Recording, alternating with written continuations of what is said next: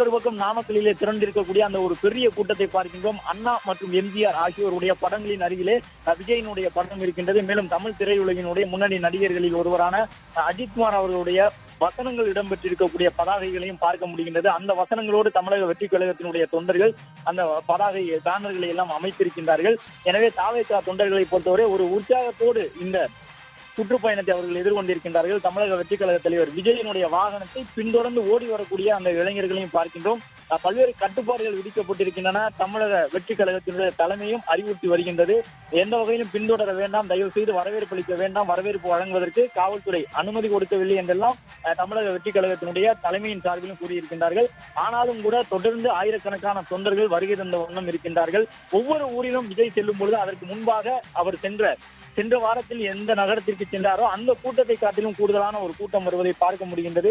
திருச்சி பாலக்கரையில் கூட்டம் கூடியிருந்த போது அந்த கூட்டம் தமிழக வெற்றி கழகத்தினுடைய சுற்றுப்பயண தொடக்க விழாவிற்கான கூட்டமாக பார்க்கப்பட்டது.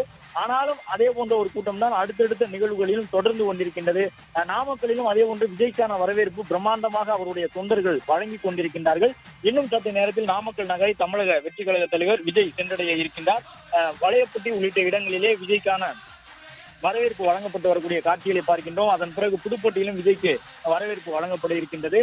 ஏராளமான திரண்டு நின்று தங்களுடைய உற்சாகத்தை வெளிப்படுத்தக்கூடிய வகையிலே தமிழக வெற்றி கழகத்தினுடைய அந்த நிறம் பொறிக்கப்பட்ட துண்டை தலைக்கு மேலே சுற்றி உற்சாகமாக நடனமிடக்கூடிய அந்த காட்சிகளை பார்க்கின்றோம்.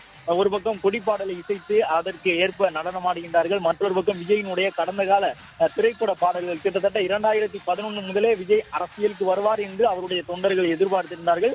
அதற்கு ஏற்ப விஜய் தன்னுடைய திரைப்படங்களிலே திரைப்பட பெயரை வைத்திருந்தார், வசனங்களை வைத்திருந்தார், திரைப்பட பாடல்களை வைத்திருந்தார்.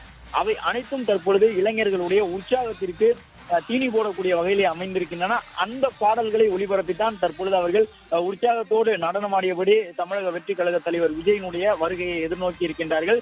விஜயை பொறுத்தவரை இந்த சுற்றுப்பயணத்தை ஒவ்வொரு நாளும் மிகுந்த ஆர்வத்தோடு அவர் எதிர்கொள்கின்றார் என்பதையும் அவருடைய மகிழ்ச்சியிலிருந்து தெரிந்து கொள்ள முடிகின்றது. பிளே ஸ்டோர் மற்றும் ஆப் ஸ்டோரில் இருந்து பாலிமர் செயலியை QR கோடு மூலம் பதிவிறக்கம் செய்யுங்கள். செய்திகளை உடனுக்குடன் பெறுங்கள்.